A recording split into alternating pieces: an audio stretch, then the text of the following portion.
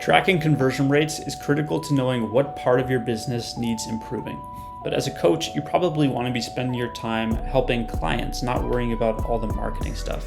So in this video, I'm going to try to break it down for you as simply as possible so you have a solid understanding of what conversion rates are, how they're helpful, and how you can set them up in your business today. All right, so to get started, let's first talk about what a conversion rate actually is. From the perspective of a coaching business, a conversion is any action that someone takes that brings them closer to becoming a client of yours. If you imagine your sales process as a board like this, so here's an example inside Ambit where we have lead, call booked, client, and in review, which is a simple 4-stage process for a coaching business, right? You first find someone, they become a lead, you book a call with them, they move into this stage, you close them on the call, they become a client, and then you do some kind of review afterwards to wrap up. So this is the sales process. And so a conversion is any time someone moves to the right? When someone moves from farther away from being your client to being your client. So for example, if I have a lead and I book a call with them and I move them over into call booked, that counts as a conversion. Now, a conversion rate is tracking what percentage of people who had an opportunity to convert actually converted. And so here, if we click on analytics, you can see what this looks like. So here's an example of conversion rates from each stage to the next. So over here, we have our 4 stages and then a final closed one stage, which means they moved out of the sales process successfully.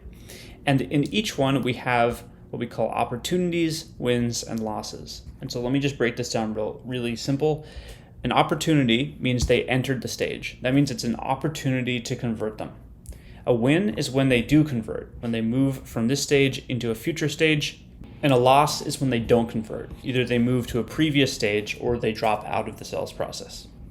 So this is just for lead, but I could click on call booked.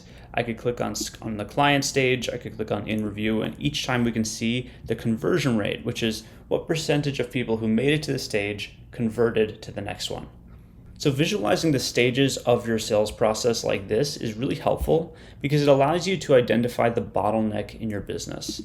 So in this case, I have a really high lead to call booked rate, which we can see right here is nearly 90%. But then when we drop down into this stage, we can see our conversion rate from call booked to client is much lower, 53%. So when you can visualize your sales process in this way, you can find exactly where in it this bottleneck is. Where do you need the most improvement? And then the metrics across the top here are just showing the total overall metrics. So across the whole pipeline, the whole sales process. So this is total number of people that entered into our sales process. And then that close rate is calculated by just taking wins divided by opportunities, or in other words, what percentage of opportunities turned into wins. So this covers conversion rates in terms of going through the sales process, but people also speak about conversion rates when it comes to landing pages and emails as well. So let's go into that too. If I go over to pages here, you can see all of my landing pages and I can see conversion rates associated with each one. And the idea here is a conversion on a page refers to somebody taking a specific action on that page that moves them closer to becoming your client. So for example, if I open up one of these pages, the conversion on this page would be to fill out this form. So over here, when we're tracking that, the conversion is how many people filled out the form on the page. And then the conversion rate is calculated as what percentage of people who viewed the page filled out the form. So in this case, 1 divided by 11. And so having a platform like Ambit is really helpful because you can try out lots of different variations of a page and see how the conversion rates differ. So you can find out what types of messaging resonate with your potential clients.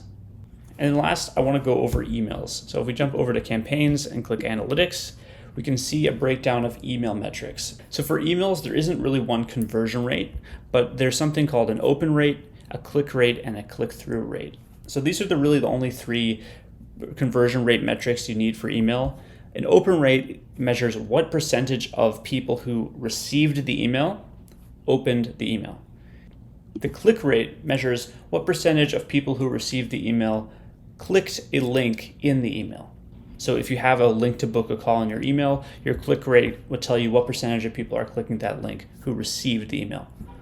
And then the click-through rate is measuring what percentage of people who opened the email clicked the link in your email. So the difference between these two is that click rate measures what percentage of people received the email, clicked a link in the email. And click-through rate measures what percentage of people who opened the email, clicked a link in the email. And so this is really useful when you're sending like daily broadcast emails. So if I jump into broadcasts, we could look every day, we can send a different email and we can compare the open rates, click rates, and click-through rates, again, to see what types of messages resonate with our target audience. Now, in this case, I don't really have actual broadcasts in my account, but you can imagine as you start sending them daily, you can compare them over time to see which ones work and which ones don't. So if you're interested in a platform that tracks all of your conversion rates for you, you can check out Ambit. There's a link in the description for a 30-day free trial. Aside from that, thanks for watching, keep killing it, and have a wonderful day.